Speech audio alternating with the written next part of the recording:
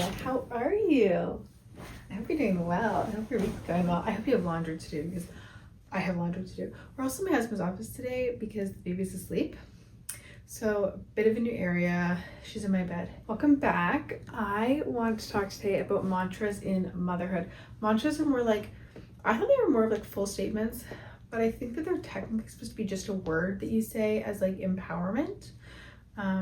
But today we're going to use it in terms of a statement that statements that I think are really great to have in motherhood and to make you feel empowered and to get you through motherhood, you know? So we're going to go through some of those while I do laundry. So maybe before I start, this is my favorite thing right now. It's this cute little yellow one and it's like a fake shirt. I don't know why, but it's so cute. It reminds me of Coraline too, if you know that one.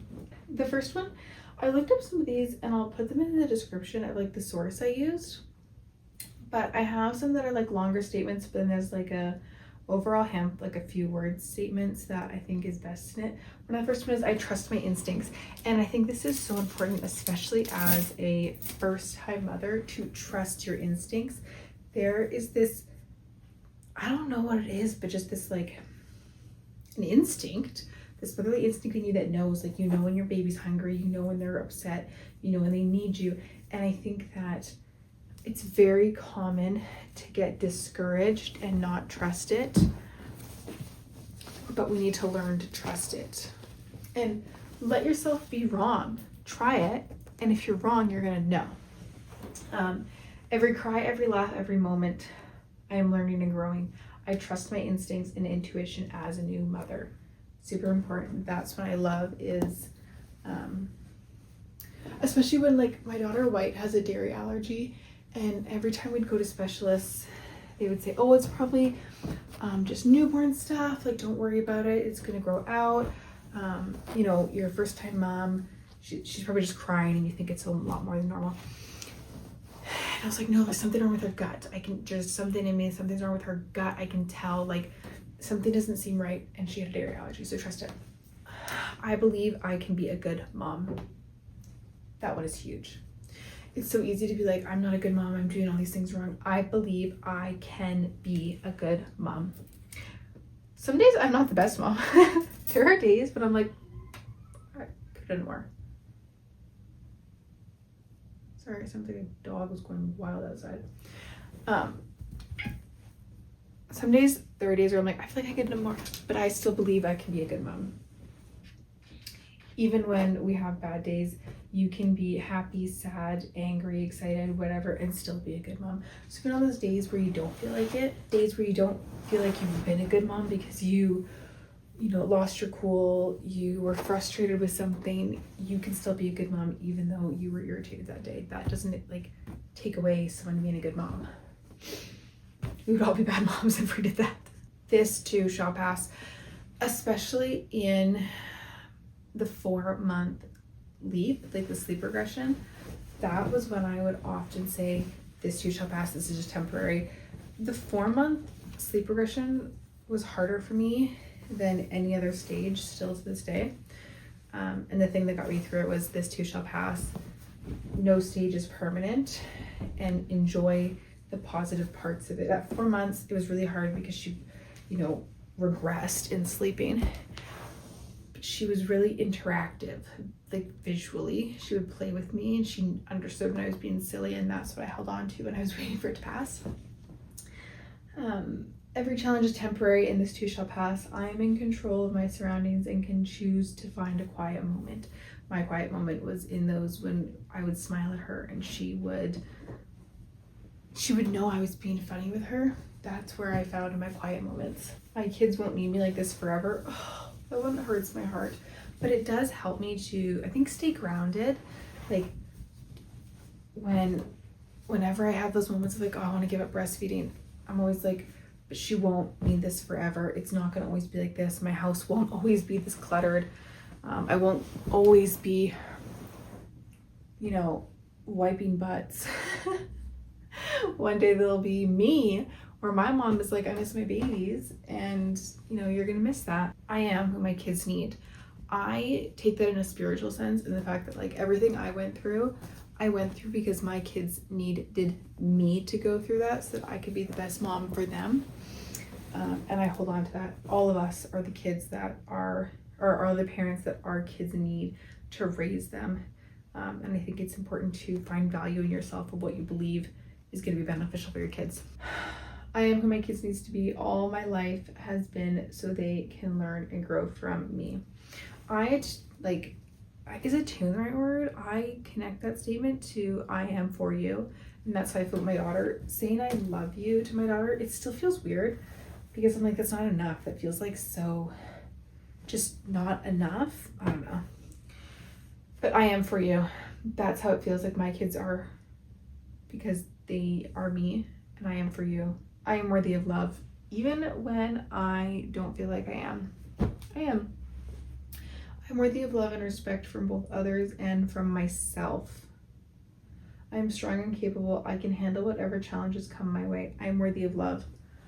I am worthy of my daughter's love. I am worthy of my husband's love and my family's love. And I think that also ties to like, I'm worthy of receiving service. Like, it's so hard to accept help. And I really appreciate, like, I had mom friends that when I first had White, they didn't ask like, oh, can I bring you snack? What do you want? They were just like, hey, I'm bringing by, I'm going to drop this at your door. I won't knock, but I'll leave it around 2:00. And that, I'm worthy of that. Like, I'm worthy of service. When people offer to help, take it, because you're worthy of that. I prioritize self-care. That is so important. I think it's really easy to forget that we also need to be cared for as moms. And you're worthy of it. Like, you deserve to take a shower and scrub your scalp and do an everything shower and shave your legs and put lotion on after. Like, you don't have to spend every waking second of your life trying to rush back to your mom roles. Like, you can take a couple minutes. Oh, look at this. There's this. And then I found this like cheetah print headband. I'm really excited for this together. I prioritize self-care as a way to honor and nourish myself. I deserve moments of relaxation and rejuvenation. Take that extra 5 minutes when you go pee to sit on your phone if you want to. If that's your rejuvenation, that's your rejuvenation. Mine is having a long shower, and mine is also going for a walk. And that one I can like that it can be done with my daughter. Like, my self-care is working out in the gym downstairs. I take my daughter with me. Obviously I can because it's in the basement. But whatever it is that your self-care is, take service from others to get that done. Take help from your partner, your parents, your friends, whatever. Work it out. Find a system. I am beautiful. Tell yourself this. I don't care what your body, your mental, your home, anything looks like postpartum. I am beautiful. And I think that beautiful is redefined in motherhood. My husband always said that the word beautiful to him is not the same as like pretty and gorgeous and hot and cute. Like, it's different. Beautiful is like, and I agree with this now in motherhood, what comes out from inside. And I hope this makes sense. Beautiful is like when people are like, oh, you're glowing in pregnancy, or you're, you seem so comfortable in motherhood, like you seem you're thriving. That's beautiful. It's because there's this energy inside of you that's coming out. It doesn't mean that your hair is done and you're in your favorite dress, or your jeans look good, or that you have the newest shirt on, or anything like that. An aura and a presence that comes from feeling love inside and putting love onto others that makes you beautiful. And I think there's a lot of opportunity for that in motherhood, because your life is constantly pouring love out onto these beautiful little babies, and that is beautiful. I am beautiful just the way I am. My body created, birthed, and nourished a new life or lives. If you breastfed in any form, you grew that baby. If you formula fed, you grew that baby. No matter how you fed the baby, you grew it, you made it. Your body made a life. I think that we overlook that. Your body made a life or lives and then kept it alive. Your brain kept you alive to keep that, like, and that is beautiful beyond words. I am grateful to spend time with my kids every day. I think that's such a blessing that gets overlooked. If you're fortunate enough to be able to see your kids every day, that is a blessing. And I think that's something that can be hard, especially for moms that have to work outside the home. That is really hard to feel guilt about, I'm sure. And to feel frustration in those hours when you get home and you go to bath, bed, dinner, like back to back. But that's something, like, I'm grateful for the time I get to spend with them. My life is beautiful. I can see beauty and blessings in small parts of my day. My life is beautiful. This is one that I say all the time. I love my life. I have such an amazing life. Like, I tell myself that all the time.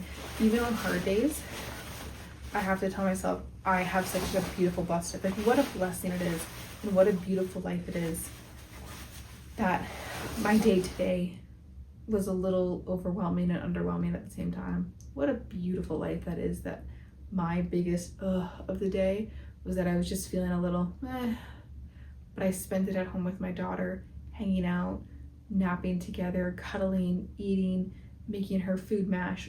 What a beautiful life that is, even though today I was like, I was feeling a little down, but that's a beautiful life that I have. So no matter what your situation is, it's a beautiful life.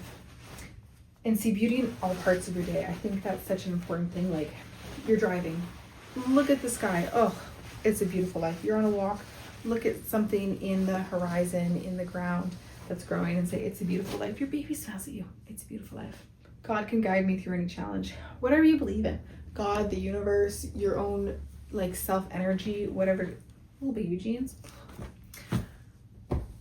That, whatever it is you believe in, for me it's God, can guide you through any challenge. I struggle a lot with patience, and like, I can be patient, but then when I'm not, I like I have like a short fuse when I suddenly don't, and I struggle with that a lot. And I often have to use God to like help me breathe a little bit longer, help me go from counting to 10 to counting to 20.